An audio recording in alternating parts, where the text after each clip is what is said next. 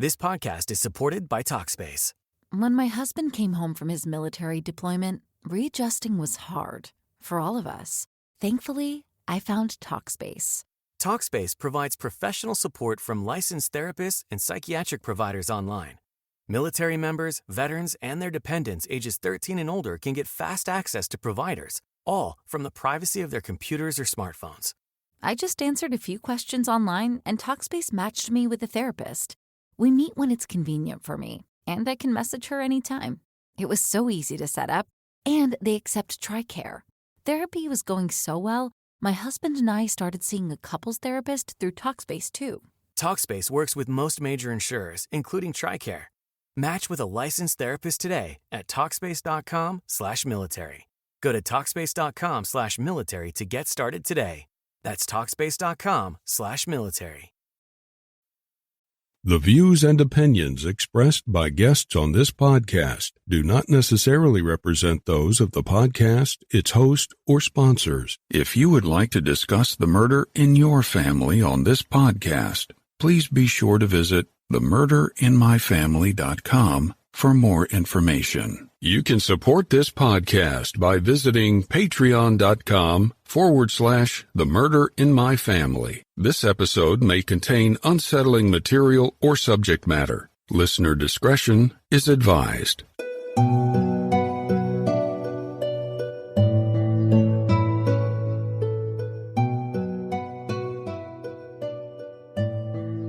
Thank you for joining me for episode 59 of The Murder in My Family. I'm your host, Mike Morford. In this episode, we'll be exploring the brutal and senseless attack on a young couple in 1978 on a beach in Southern California that left 15-year-old Barbara Nantais dead and her 17-year-old boyfriend, Jim Alt, seriously wounded. We'll jump into this case after some quick housekeeping. Independent podcasts like this one depend on word of mouth to bring in new listeners. So if you find that you enjoy the show, please take a minute to rate and review it wherever you listen to your podcast. And be sure to introduce a friend, inviting them to listen. With your help, the show can continue to grow and reach a new audience. To learn more about the show or the cases we discuss, please visit themurderinmyfamily.com. You can also find us on Twitter with the handle @MurderInMyFam, or by searching for the Murder in My Family podcast on Facebook. If you'd like to support this show through a Patreon donation, it's always appreciated. And you can do so by visiting patreon.com/themurderinmyfamily. Benefits of supporting the show on Patreon include early access to ad-free episodes of the show, plus bonus content not heard in regular episodes. Support may also include thank you cards, stickers, and more. If you prefer to, you can also support the show through a PayPal donation by visiting paypal.me/themurderinmyfamily. In each episode, I'll give shoutouts to any new supporters. In this episode, I'd like to thank Sarah Lenga. And thank you to all of the supporters that generously donate to help keep the show growing and improving. Please consider supporting any of the sponsors that you hear on The Murder in My Family, the way that those sponsors support this show. It's with our sponsor support that the show can go on. It continues to provide a platform to share these stories with you in every episode. Be sure to stay tuned at the end of this episode for an announcement about a special project I'm taking part in. It should be really fun, and you can take part in it too. Thank you, and now on with the show.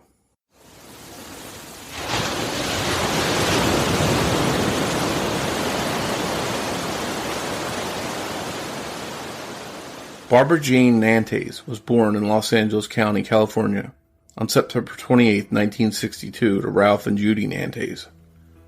She has 3 siblings, 2 sisters, Lorraine and Sue, and a brother named Thomas.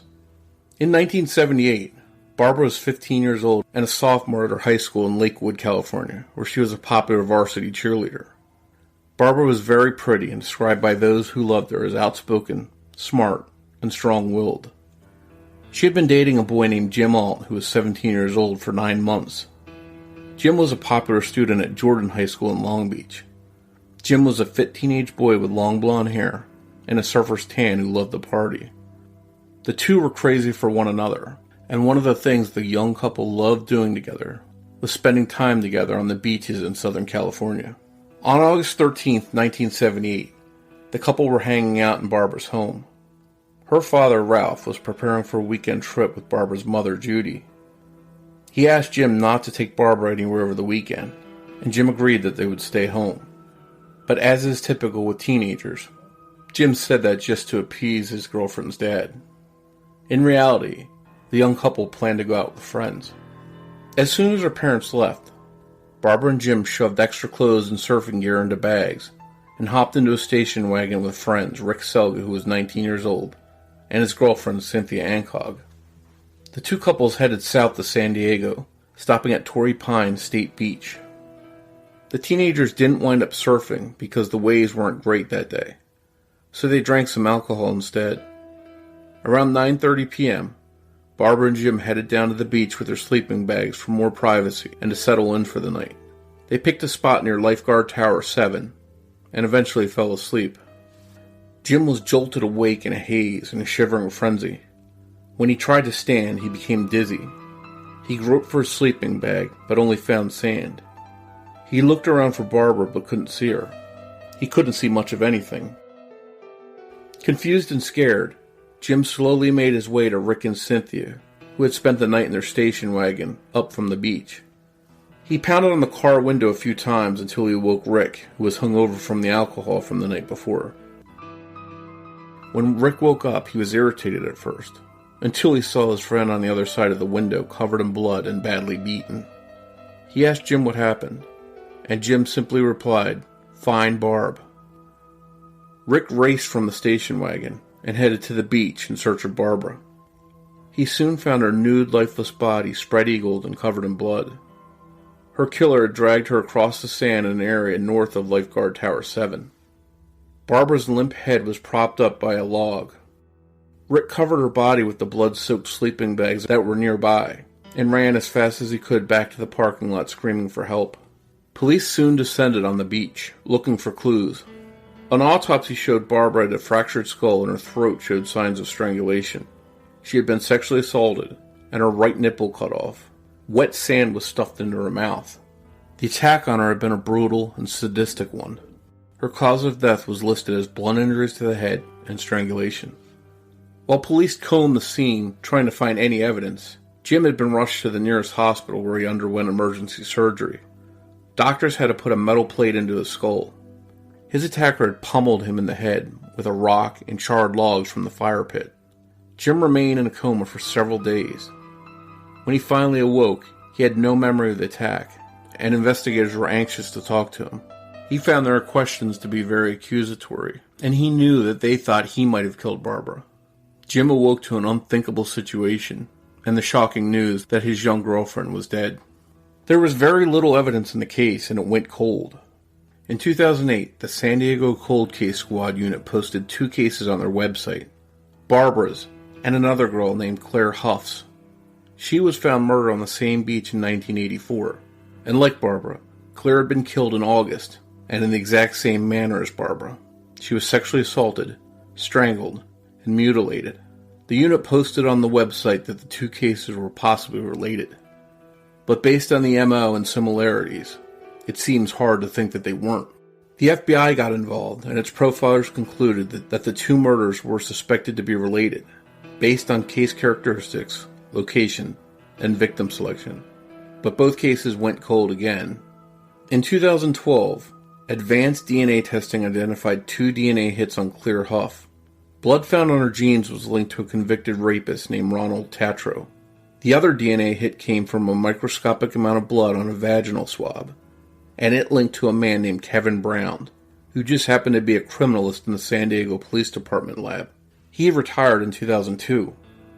Kevin Brown's wife, Rebecca, insisted her husband was innocent, and his lawyers blamed cross-contamination in the lab for the DNA link. Furthermore, investigators never found a connection between Brown and Tatro, but police fired back that Kevin Brown had no association with any evidence processed in Claire's case, nor was he assigned to any part of the investigation. It seemed justice was out of reach for Claire Huff. Tatro died in 2011 from a boating accident, and just as investigators were preparing to arrest Kevin Brown for Claire's brutal murder, he took his own life. Police once considered Brown and Tatro as suspects in Barbara Nantais' murder. However, Tatro was in prison on the day of her murder, and Brown was away at college in Sacramento, so this seemed to rule both men out, and left investigators back at square one searching for possible suspects. In 2012, lab technicians tested several pieces of evidence in Barbara's case. They included 3 rocks used in the attack, fingernail scrapings, swabs taken from Barbara Nantais' body, 3 sleeping bags, a cigarette butt found near Barbara's body, and a necklace Barbara was wearing around her neck. They found Jim Alt's DNA on the rocks, as well as unidentified low-level DNA mixtures. On the sleeping bags, Jim's DNA was found on one, and DNA from Rick Selga and Cynthia Ancog on the other. DNA from an unknown male was found on the cigarette butt, and the testing report stated, quote, "This DNA profile will periodically be searched against the CODIS database. Regardless of all the testing, no suspect has ever been identified." A new software program called TrueAllele, made by Pittsburgh firm Cybergenics, can reanalyze old DNA test results. Low-level DNA mixtures can now be separated out. Additionally, with modern DNA technology, numerous hairs found at the crime scene can now be analyzed. Those hairs don't even have to have a root present. So there's a very strong possibility that Barbara's murder can be solved one day using DNA. But the wait for that day has been a struggle, both for Barbara's family and for Jim Alt. Jim suffered from survivor's guilt ever since his beautiful young girlfriend was savagely murdered. Right after Barbara's death, he dropped out of high school and turned to drugs and alcohol. He got into fights and was arrested for assault. He struggled with holding down a job, and he's been married several times. Barbara's father, Ralph Nantais, initially blamed Jim for his daughter's death, but a few years after the murder, he realized Jim had never recovered. And in 1994, he sent him a letter before Jim got married, in which he wrote, "You will be married in a short time, and I want you to try and erase this experience from your mind. Try and be as loving and kind to your wife as you were with Barbara, for I know she loved you dearly." Today, Jim Alt owns and runs a Facebook group called Surviving Victims of Violent Crimes. He also has a website about his attack and Barbara's murder called outofdarkintolight.com. He discusses and shares his experience with others while helping people who have experienced similar tragedy make strides to move forward. He's never forgotten his young love, Barbara Nantais, and is determined to be part of finding out who murdered her and nearly ended his life in the process. I sat down with Jim to discuss his tragic case and his long and difficult journey. That conversation is coming up in just a moment. I want to tell you about today's sponsor, Audible. What is Audible? Audible is the leading provider of spoken word entertainment and audiobooks, ranging from bestsellers to celebrity memoirs, news, business, and self-development. Every month, Audible members get 1 credit to pick any title, plus 2 Audible originals from a monthly selection, as well as access to daily news digests from the New York Times, the Wall Street Journal, and the Washington Post. You'll also get guided meditation programs. Audible has plenty of content that can help you pursue your goals, whether it's getting fit, finishing more books, or becoming a better parent, leader, or person. With Audible, you can download titles and listen offline, anytime, anywhere. The app is free and can be installed on all smartphones and tablets, and you can listen across devices without losing your spot. If you can't decide what to listen to, don't worry. You can keep your credits for up to a year. This week on Audible, I checked out Trivia from the Fog by John Carpenter and How to Be a Man by Duff McKagan. Trust me, you'll find stuff on Audible that you'll love in every genre. To get started with Audible, visit audible.com/fam or text FAM to 500-500. Once again, go to audible.com/FAM or text FAM to 500-500. Our next sponsor is BetterHelp. Is there something that interferes with your happiness or is preventing you from achieving your goals? If so, BetterHelp Online Counseling is there for you.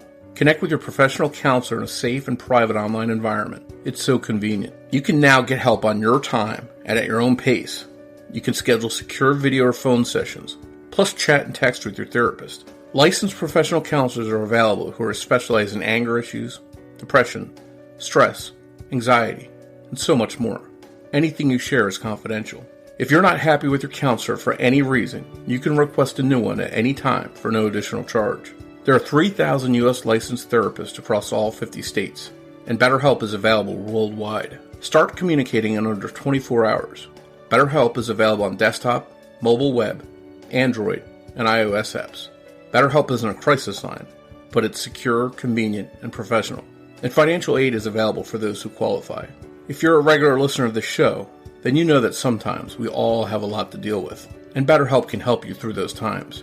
Best of all, It's a truly affordable option. The Murder My Family listeners get 10% off your first month with discount code FAMILY. So why not get started today? Go to betterhelp.com/family. Simply fill out a questionnaire to help them assess your needs and get matched with a counselor you'll love. Once again, go to betterhelp.com/family and use discount code FAMILY. This podcast is supported by Talkspace. When my husband came home from his military deployment, readjusting was hard for all of us. Thankfully, I found Talkspace. Talkspace provides professional support from licensed therapists and psychiatric providers online. Military members, veterans, and their dependents ages 13 and older can get fast access to providers, all from the privacy of their computers or smartphones. I just answered a few questions online, and Talkspace matched me with a therapist. We meet when it's convenient for me, and I can message her anytime. It was so easy to set up, and they accept TRICARE. Therapy was going so well, my husband and I started seeing a couples therapist through Talkspace too. Talkspace works with most major insurers, including TRICARE. Match with a licensed therapist today at Talkspace.com/military. Go to Talkspace.com/military to get started today. That's Talkspace.com/military.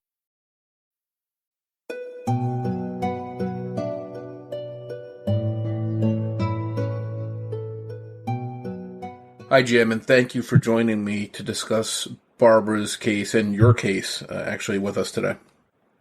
Thank you, Mike, for having me. I appreciate it, sir.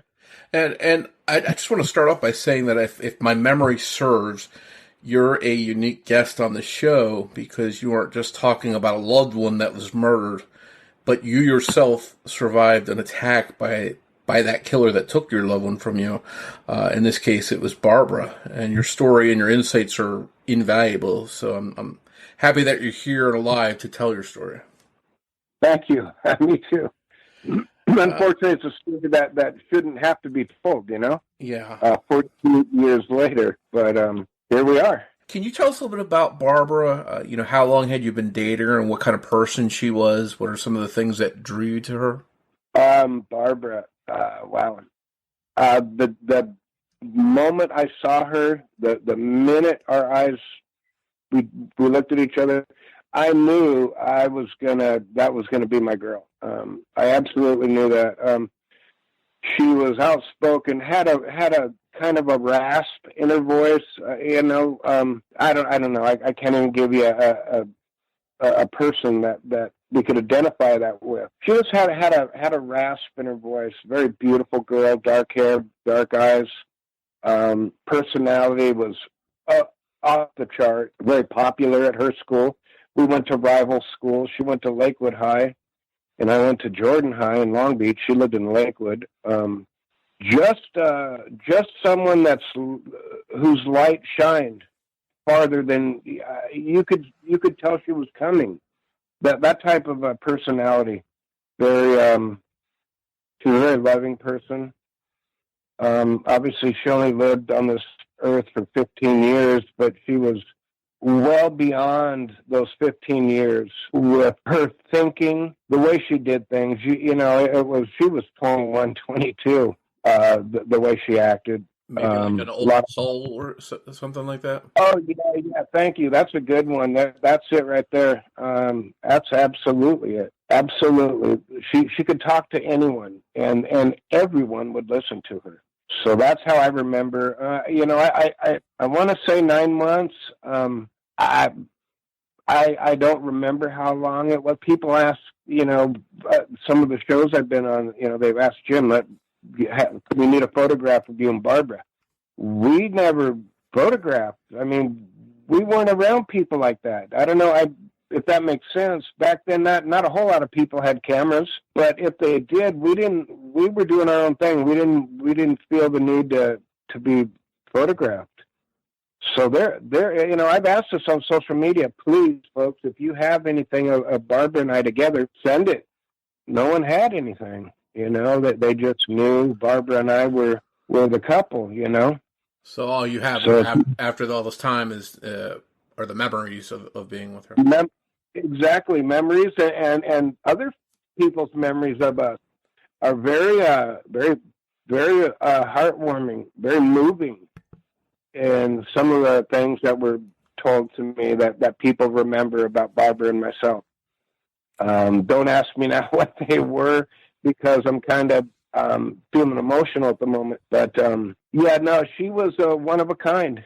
Never again will this earth be blessed with a woman like Barbara Nantais. If we can, let's start out at the beginning. It's summertime, 1978, Southern California, San Diego. I imagine you're a 17-year-old teenager. You've got to be living in paradise at that point. What was that area like during that time? You know, we grew up in Long Beach, and we just happened to go to that beach that day. It wasn't something that we had discussed. We went down south. We considered going to San Onofre, Trestles, those surfing spots was down south, and we never really went into San Diego until that day. I'd never been to Torrey Pines ever, so it was kind of a new experience for me to try to surf down there. It was another couple that we went with. It just turned into a nightmare.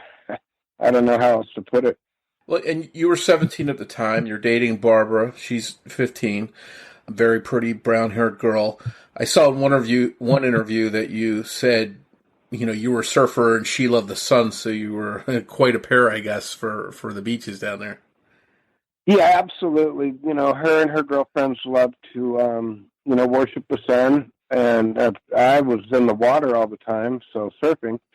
We hit it off really well, Barbara and I. We when the crowd went to the right, we turned left. She was outspoken, I was outspoken. We were just a really fun couple to be around, I guess.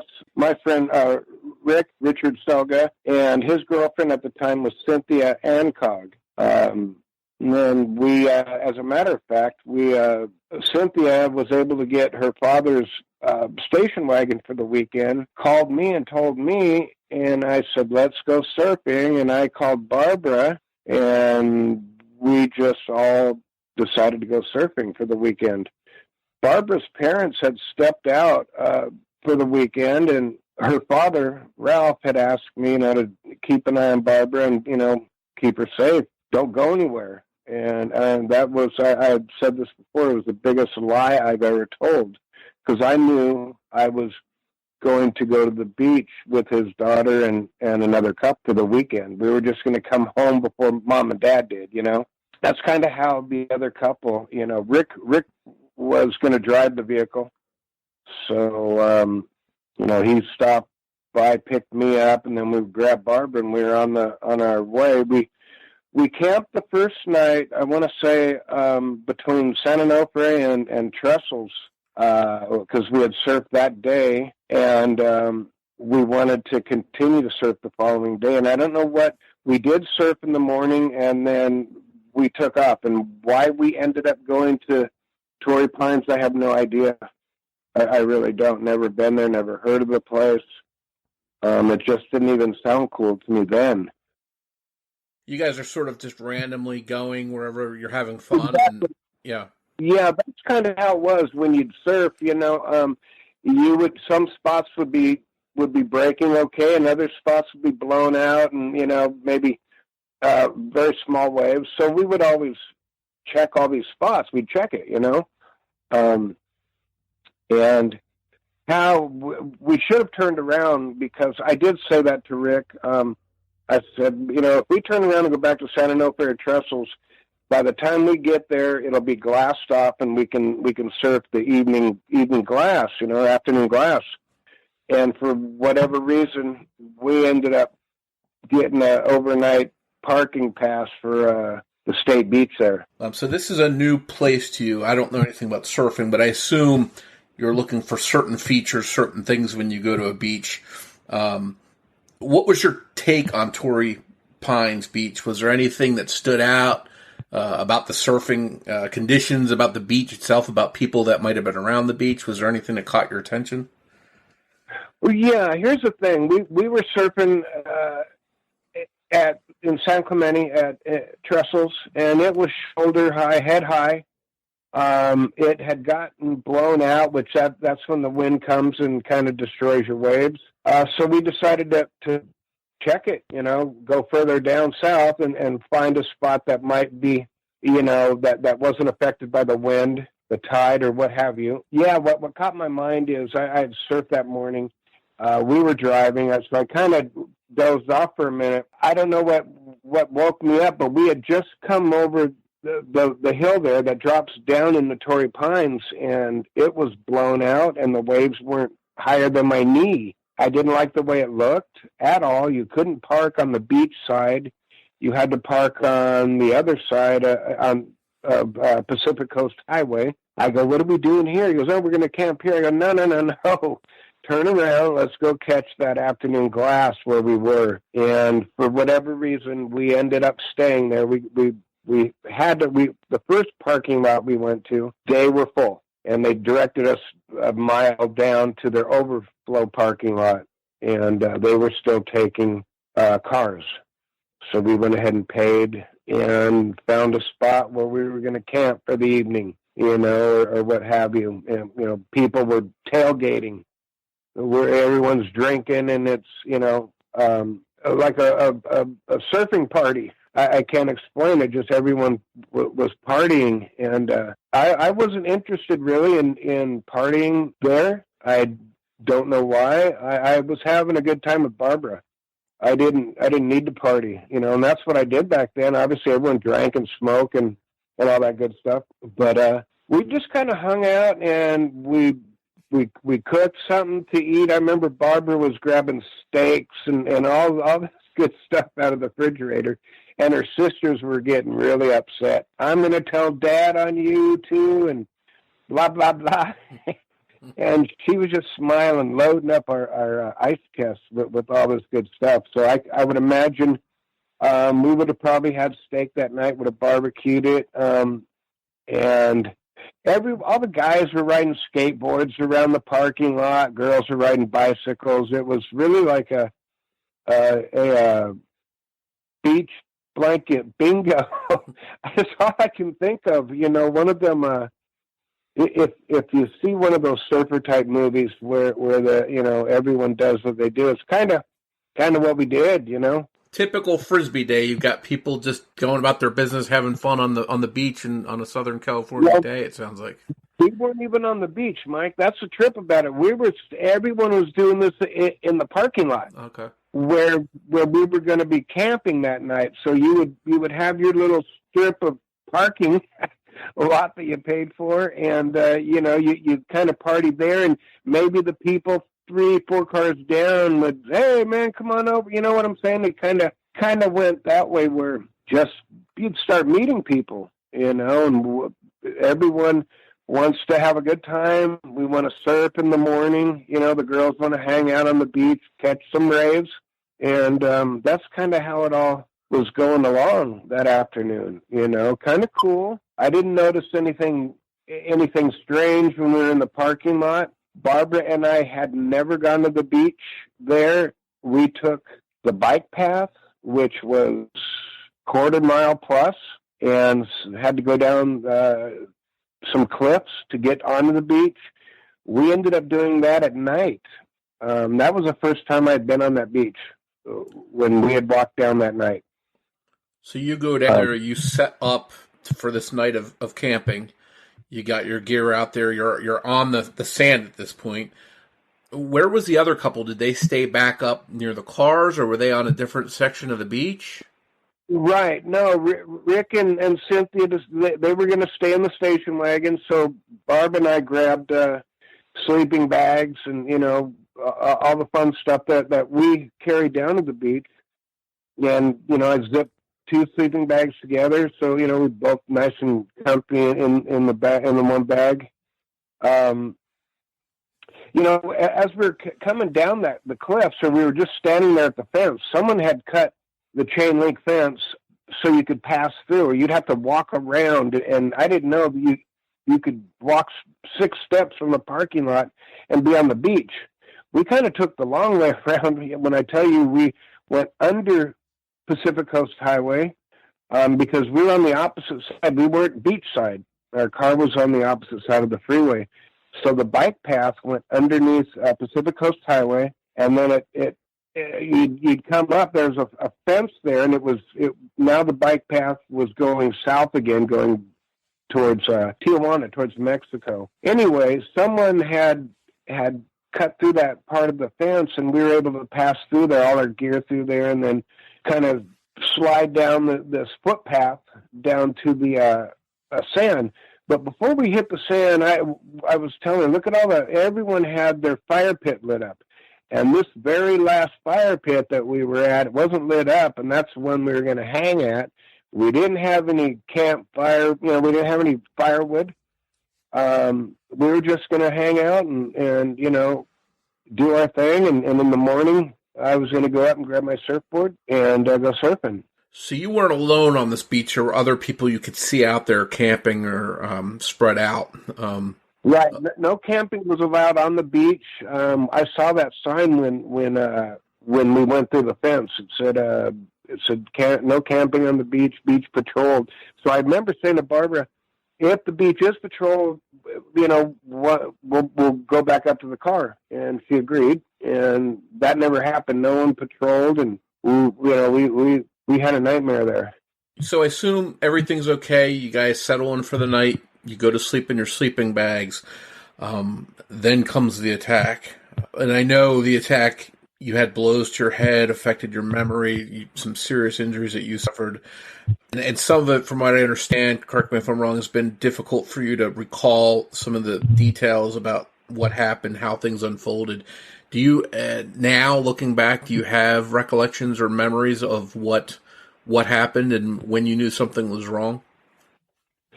Well, I never knew something was wrong.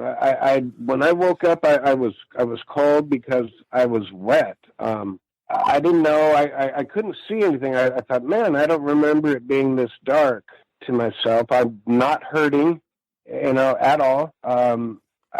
But I'm wet, and I'm not sure. Did it rain last night? Did what happened? Later, I found out it was all the blood on me.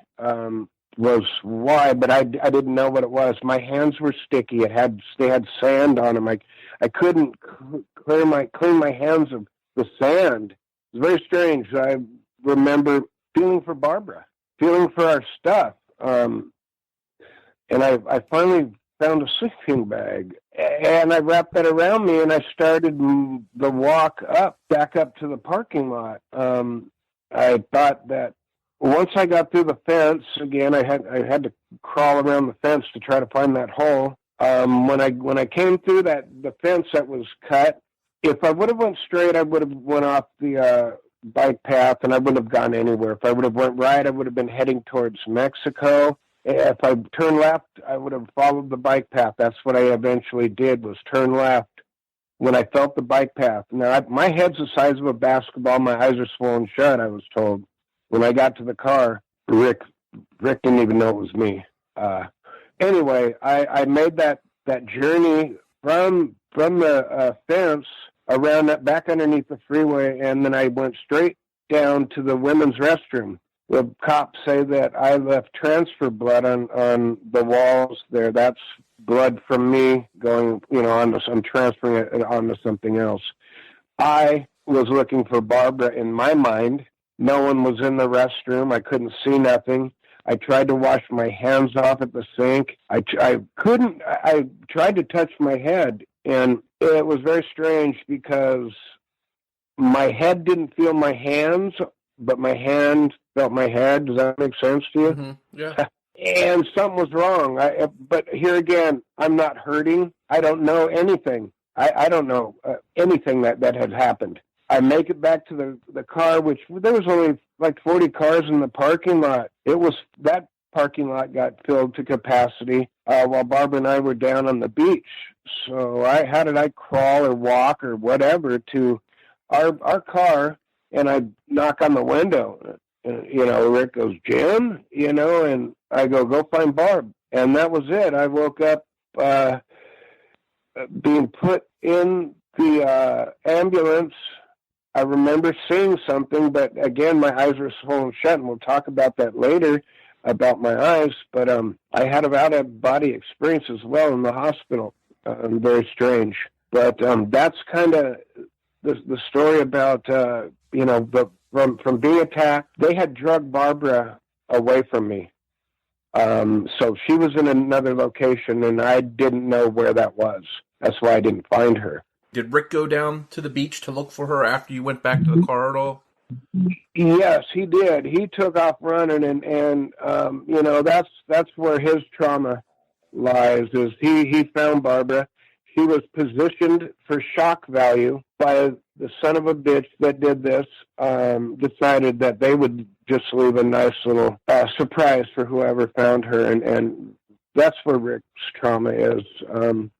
He had to see that, and I wish he didn't. I don't know how he found her. I don't know how she was positioned. I never wanted to know. That's not stuff I need to know. I know too much about stuff that 42 years, man. 42 years of all these crazy thoughts in my head about who did this, and it's not a fun journey, and I don't wish this on anybody.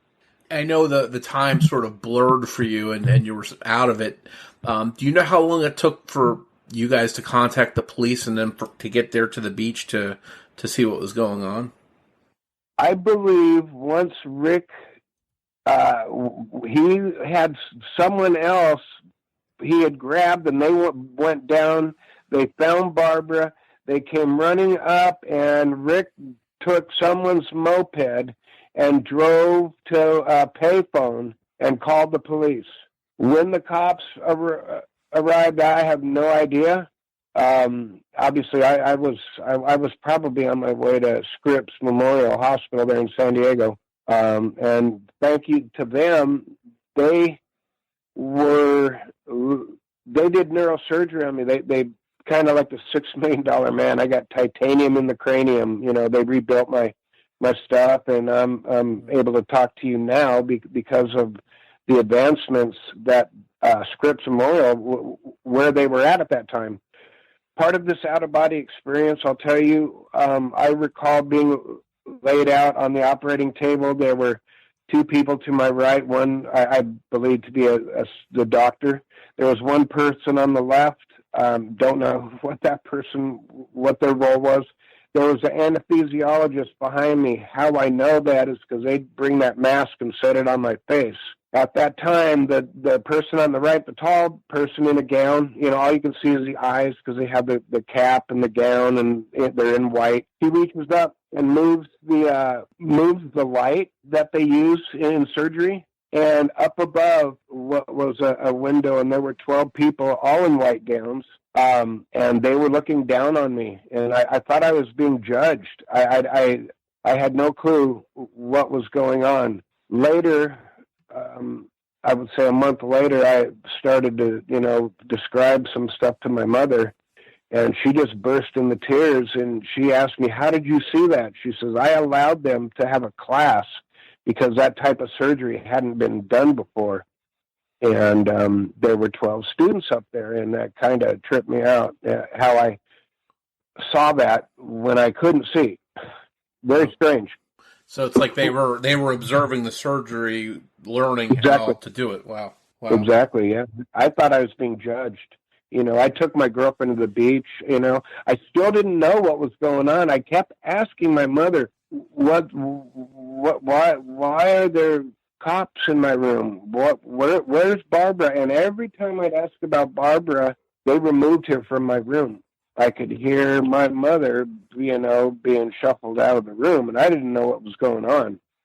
They had cops in my room because they thought whoever did it was going to come back and try to finish me off when they found out I was alive. How soon did you find out that Barbara had died? And as a young person, how did you process that? Because I assume when you're that age, you're not used to people close to you dying, especially in that kind of manner. How did you find out, and how did you deal with that? Well, here's where I start with San Diego Police Department. They, in their ultimate wisdom, they decided to have the doctor slit my eyes open because my eyes weren't opening. I don't know how long this was. I had come out of a coma, and where they came up with this bright idea. Let's open. I don't know if you remember the movie Rocky, where his coach Yeah. Cuts his eye open with a. That's what they did to me. They did it for a couple of days, and I remember the doctor unwrapping the stuff around my head. And I know he wasn't liking it, the doctor, the things they were wanting him to do. But for 3 days, he put ointment on my eyes, and he tried to slit my eyes open. The third day, when they slit my eyes open, the minute I could see, they asked me, "Why did you kill Barbara?" And that's how I learned Barbara had been murdered. I was accused of murdering her. That's awful. Why did I kill Barbara? Who helped me back to the car? All kinds of questions. It's like, leave me the fuck alone right now, people. Pardon me, but leave me alone, people. I didn't know how to process it. I'm sure I would have died. I would have given up when I was in a coma or whatever. Had I known what I know now, I can see why the medical folks didn't want me knowing about that. I believe the police wanted me to know about it as soon as they could. Why did they want to see my eyes when they asked me, did I kill Barbara? I mean, what did that have to do with anything? I wasn't going to look to the left or to the right. I looked, it's like, what? You just told me the love of my life is dead, and you think I did it. Nice. What do you say at 17 to that? It was a nightmare, and it's been a nightmare.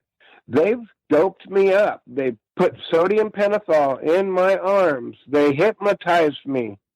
They did all kinds of fun things to me, and they promised me last August they were going to let me hear those audio tapes because maybe, just maybe, I would hear something and say, bada bing, there it is. This is what happened.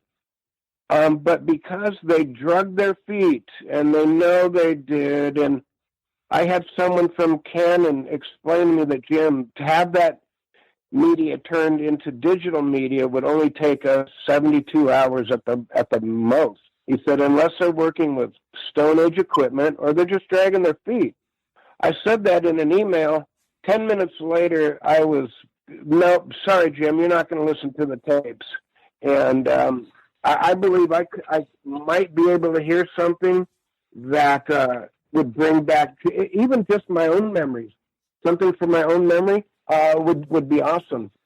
Something that could solve the case would be great. Why aren't they allowing me to listen to these tapes?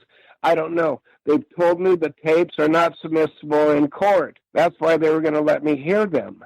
So that is kind of what I call re-victimizing the victim.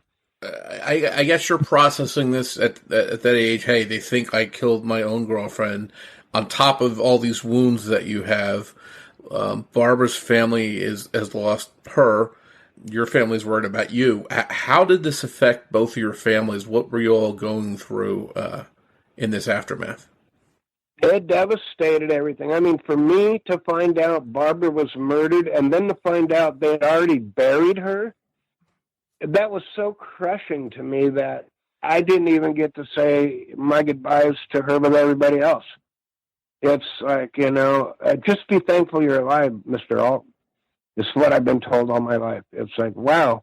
And something like this podcast and a lot of shows that I've done, 48 Hours, Dark Minds on Investigation Discovery, People Magazine, stuff like that.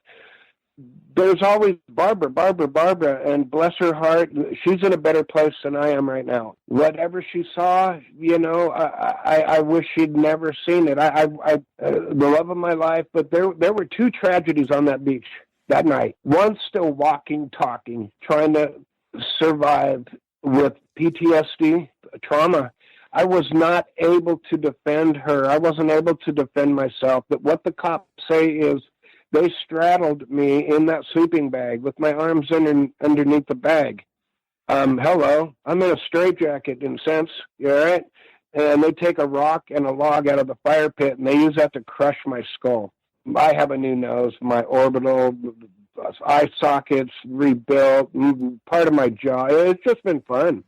So to not be recognized as, the boyfriend, that's it. There's a whole other story here, besides Barbara as well. It's a tragedy for both of us. I wish that,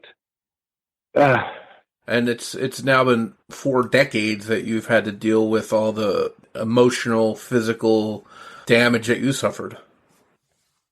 Right, 42 years. This August 13th will be 42 years. It's been very difficult. I turned to drugs and alcohol right when I got out of the hospital. In 1986, I turned 26. I quit doing every drug. I quit. I don't drink. I don't do drugs. I had enough.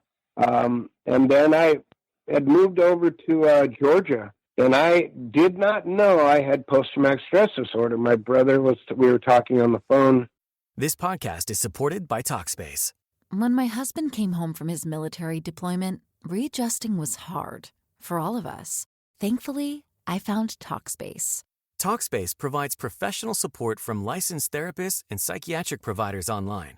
Military members, veterans, and their dependents ages 13 and older can get fast access to providers, all from the privacy of their computers or smartphones. I just answered a few questions online, and Talkspace matched me with a therapist. We meet when it's convenient for me, and I can message her anytime. It was so easy to set up, and they accept TRICARE. Therapy was going so well, my husband and I started seeing a couples therapist through Talkspace too. Talkspace works with most major insurers, including TRICARE. Match with a licensed therapist today at Talkspace.com/military. Go to Talkspace.com/military to get started today. That's Talkspace.com/military.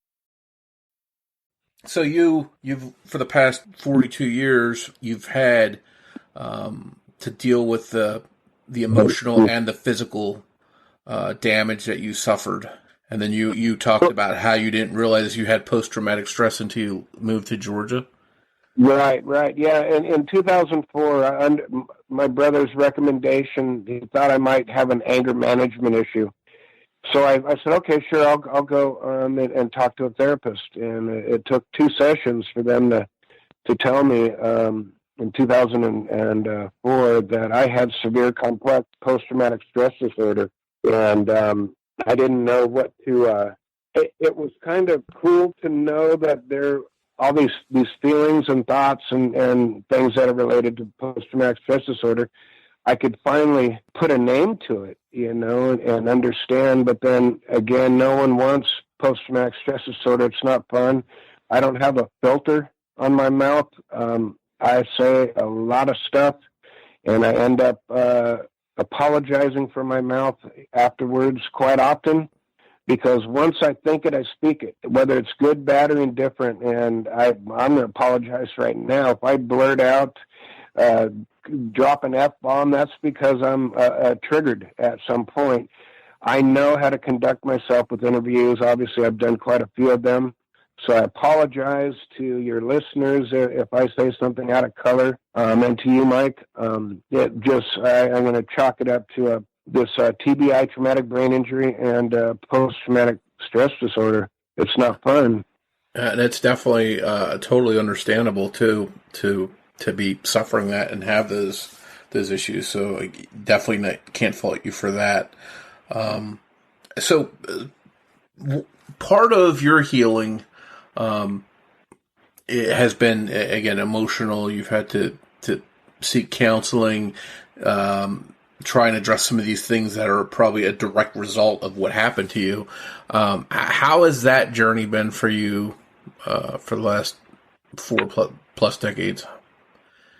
Well, seeing as I found out what was wrong, with me, in 2004, I've been working diligently. I've had a therapist that was given to me from the California Victims Compensation Board, Dr. Sue, and she's a really great EMDR therapist.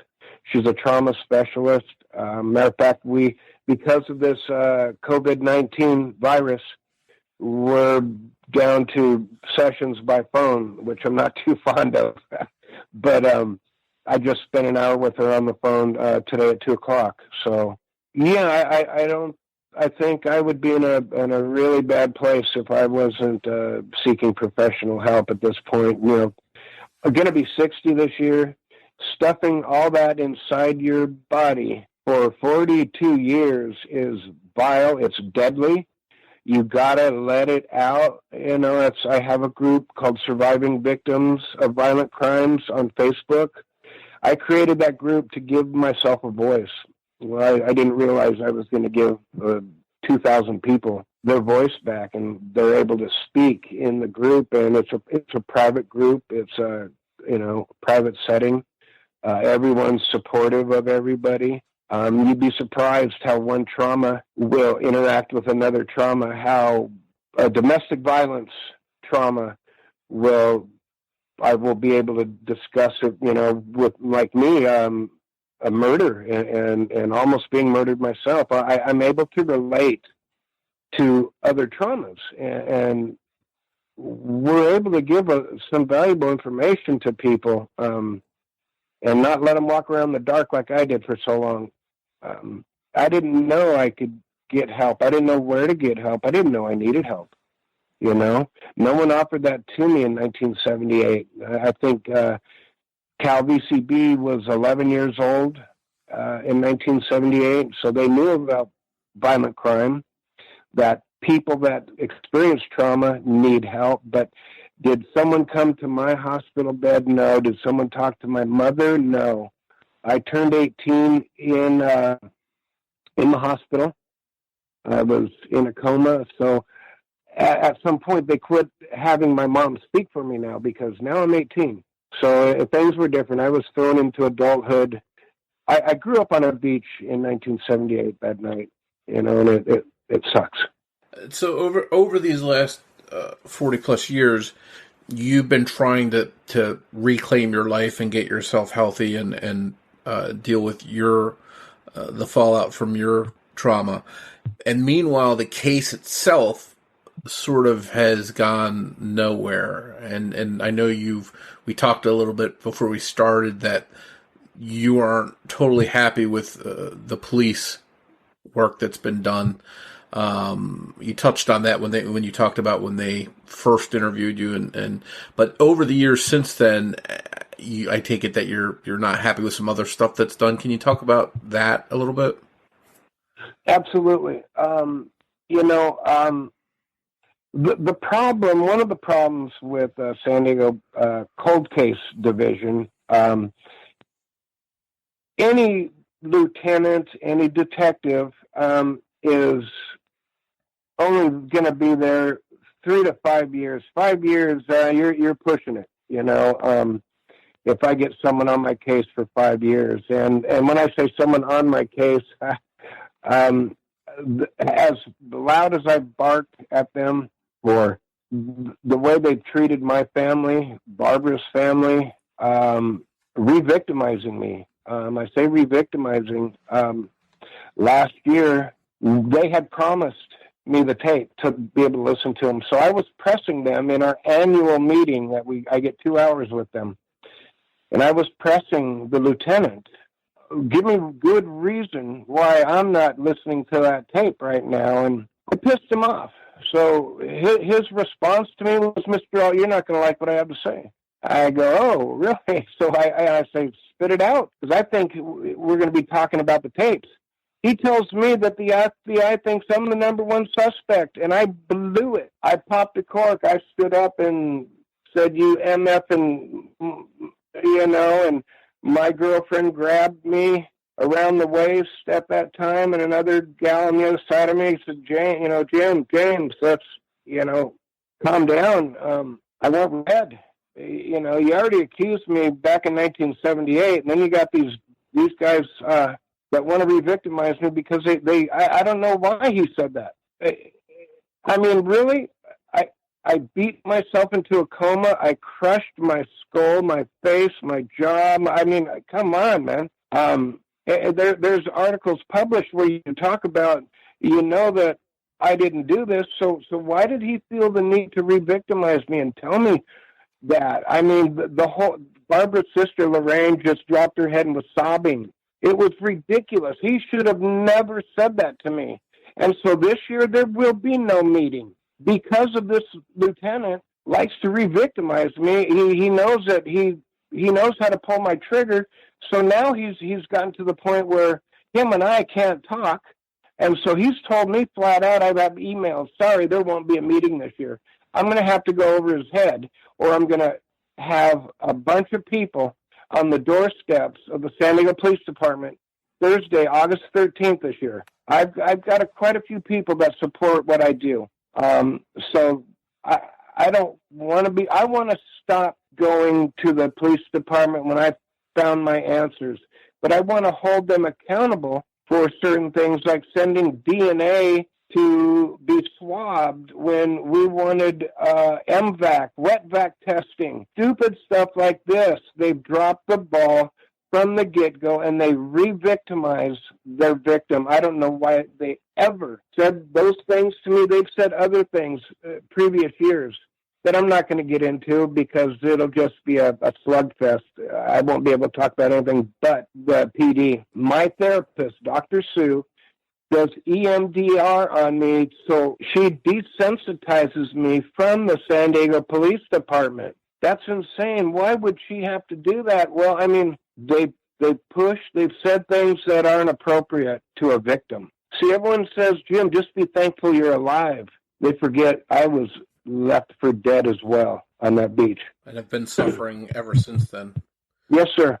And if there's any kind of, not that there's a bright spot in this, because this has been just from beginning to end has just been terrible, but they do seem to have some evidence that might point to the killer with DNA and a cigarette butt. Is that correct? Oh, well, you know, I would love for that to happen. How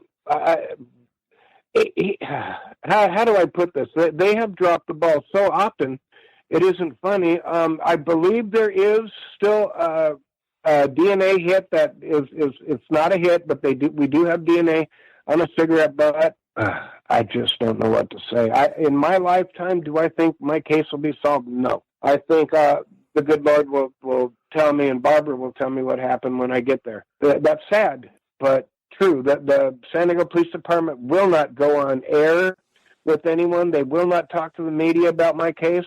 You know, and I don't know if you're aware that at one point the FBI still says it in one of my FOIAs. The last FOIA I received from them still says that the cases are considered related because of, you know, how the girls look, their similarities, the beach, when that was done, what was done to the girls. I mean, they say they're not related, but you cannot convince me that some individual woke up one day, 6 years later, and decided to do the same thing that was done to Barbara to Claire Huff. I'm sorry. I don't believe that for a second. Try to give me something that I can believe. That just lightning doesn't strike twice. You know what I'm saying? Yeah. I don't know. I don't buy that they're not related. It's just too strange. I have both coroner's reports, and pretty much the same thing was done to both girls. You know, I'm not I didn't go to school to read these reports, but I mean, everyone else that knows about them has read them to me, and what certain things mean. Like, for instance, I forget the terminology of blood when it is coagulated, how they can kind of determine how long that person, you know, sustained that injury or even, you know, was killed. I'm not that kind of person, obviously. Dude, I didn't even finish high school, man. This was just something that I didn't raise my hand for. Pick me. That was never anything I wanted a part of. This is a nightmare that has not ended. Well, the sad fact is it sounds like if they have a full profile from that cigarette butt, that they should be able to use genetic genealogy the way that they've done in so many cases that we've seen in the news. They caught the infamous Golden State Killer, another California killer, using that technology. So you would think that they would want to employ that and try and find out who that cigarette butt belonged to and see if they can make a case against that person. Even if that person is no longer alive, if they could somehow prove that person was the person that did this to you, it might give some kind of peace to you and to Barbara's family. Right. Thank you for saying it the way you did. A lot of people say closure. You can never close a book on a situation like ours. I call it acceptance. You got to learn to accept what is happening and move forward. And that's what I'm looking for, acceptance. I'm trying to accept this. And here's the thing, as every year I go and fight for Barbara. I fight for myself with the cops.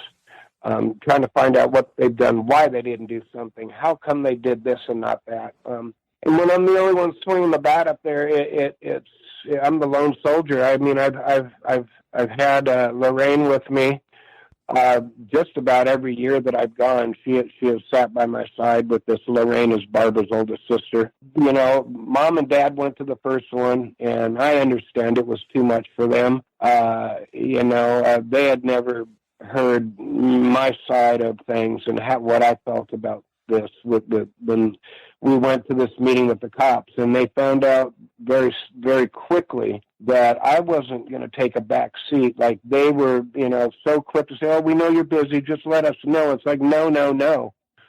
I don't care. You're working on my case right now. I want answers. I said, the Nantais family wants answers. They just don't know how to ask you for them. They have said that they have moved on. I don't know that that's the right term, moved on. They said that they have been able to understand and go on. I have a normal life, but I also work my case 9 to 5 on a daily basis. When information comes to me, I search it out. I give it to the cops. But I'm not done by any means. Right now, I'm working on a movie with a good friend of mine, Dan Liffick. He's the filmmaker.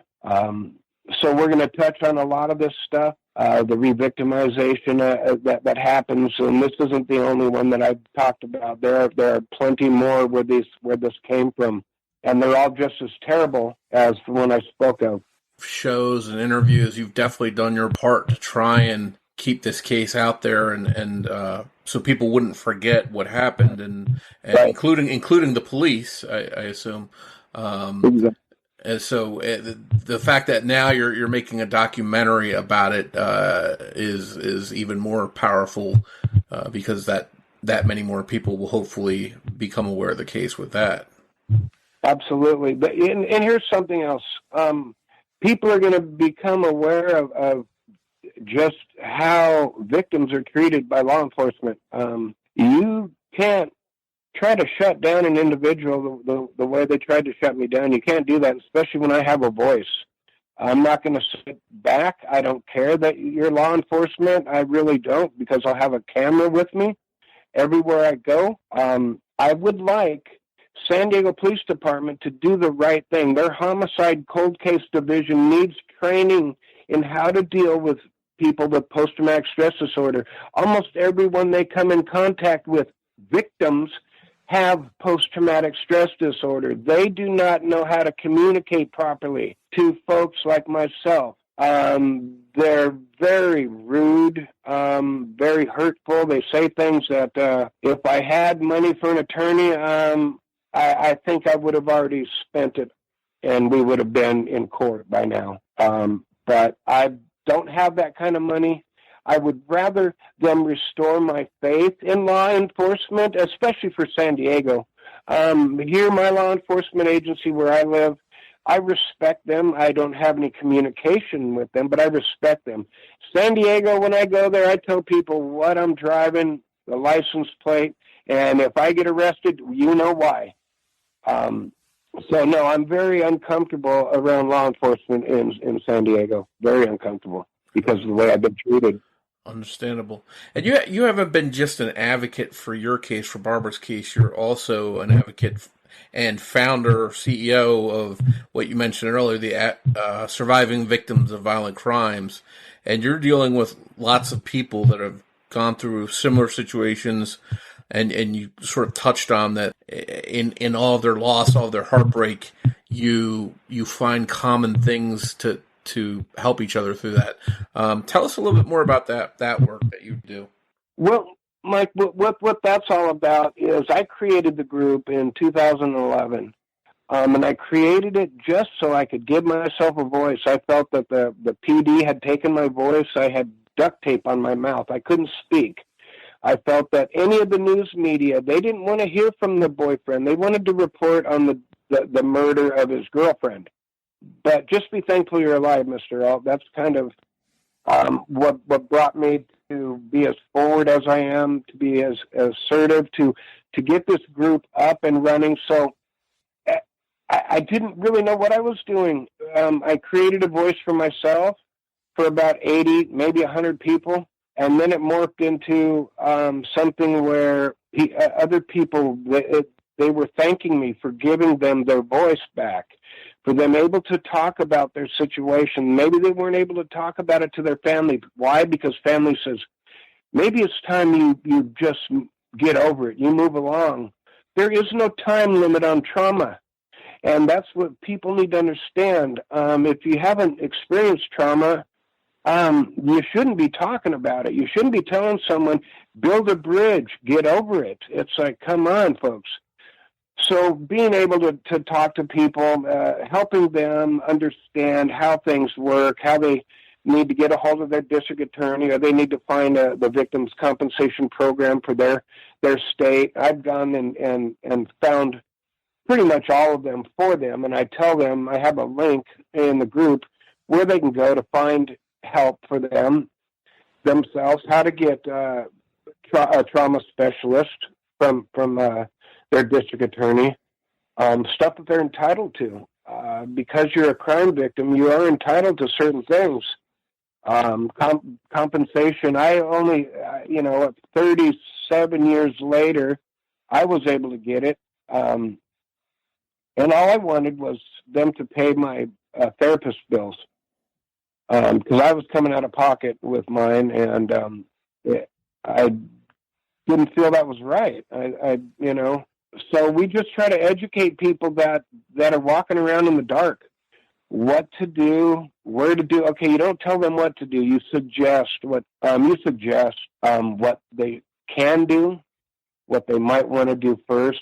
Kind of prioritize things for them and give it to them in little bites. Because trauma victims, it's hard to, at least for me, if a lot of people are trying to help me, I will tend to grab the first bit of information and I'll hold on to that. And every other bit of information will go through both ears and hit the floor, because I'm going to try to do the first thing that you told me to do.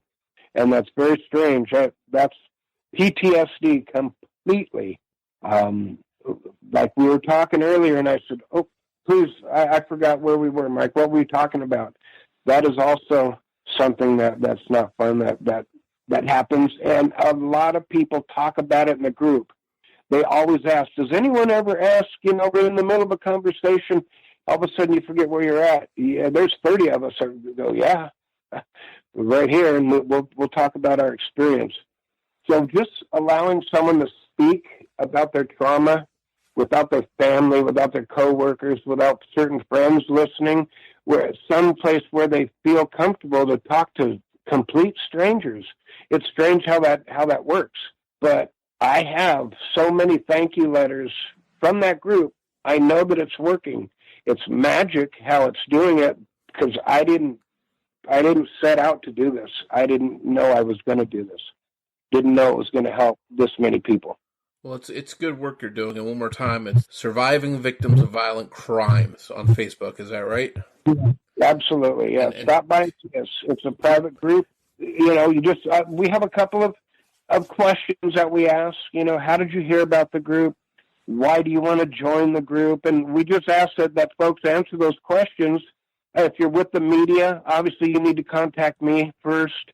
There's other stipulations to join, but once you've joined, you're in a big family that will protect you because of how I protect our members, how my admins and moderators, how we set the group up. Media is kind of a bad thing because they use people. And as long as they get their story, they're good with that. And they don't, I've seen it. It's happened to me. So I'm trying to keep that from happening to our members. So this is why we're taking baby steps, working with you Well, that's a wonderful group, and I'm going to make sure that I put that in the notes so people that need help, the kind of help that you can offer, the kind of ally you can be for them, they can find you and join that. And I want to ask one thing before we wrap up here. Yes, sir. And that is, as someone who's both a victim who survived and an advocate for Barbara who didn't, as well as being an advocate for the other victims and families you work with, what advice can you give to listeners out there that might need some kind of encouragement from someone like yourself who has experienced 40 plus years of dealing with this? Okay. Great question. My advice to someone suffering with post-traumatic stress disorder or suffering with your trauma, please, please, please find a trauma specialist or just reach out to a therapist, and that therapist can probably put you in touch with the right people. But I used to be a stuffer, and that's when I stuffed all my vile stuff back inside of me. I wouldn't let it out. By going and having a trauma specialist, I'm able to discuss that with her, and with my group, I was able to let my voice out. So with those two things, don't be a stuffer, folks. I'm going to tell you right now, that will kill you. That will put you where you do not want to be. Therapy is a real good thing, man. Back in the day, it was, when you had a therapist, people frowned on you, but celebrities now have therapists. It's a cool thing to do. It's the right thing to do. It's the healthy thing to do. So my suggestion would be to get a therapist. And if you experience trauma, I would certainly look for that trauma specialist to help you. Another thing I would like to talk about real quick is something that I do. It's called EMDR. It's eye movement desensitization reprocessing. Because of my brain injury, my brain fires on one side. So when we do EMDR, say when Dr. Sue desensitizes me for the cops before my meeting, when she does that, it's eye movement, left and right. That makes your brain. You're accessing both sides of your brain as you're receiving information and you're processing information. So I'm able to, she's able to talk me down from my hypervigilance and all that crazy stuff that goes on when I meet with the cops, where I go in smiling, knowing that I have a purpose. I'm not going to let them trigger me. And that I'm going to be there for answers. And before I worked with Dr. Sue, I was going in there just screaming bloody murder. And that, you know how well that works. You get more flies with honey, I think they say. Definitely. Well, that's fantastic advice, and I appreciate you sharing that with us. And again, I appreciate you coming on to share your experience to help get us to know Barbara a little bit. Beautiful person, and thank you, Mike, and thank you. I don't know why I had never said that. An old soul, exactly. You hit the nail right on the head. Thank you, sir. Thank you once again for joining me for this episode of The Murder of My Family. Thanks goes out to Debbie Buck at TrueCrimeDiva.com for writing and research assistance in this episode. We'll be back here soon with an all-new episode of The Murder of My Family. Before we wrap up, I wanted to tell you about a cool new project I'm taking part in. It's called True Crime Thursdays, and it's on the Get Vocal app, which is spelled VOKL.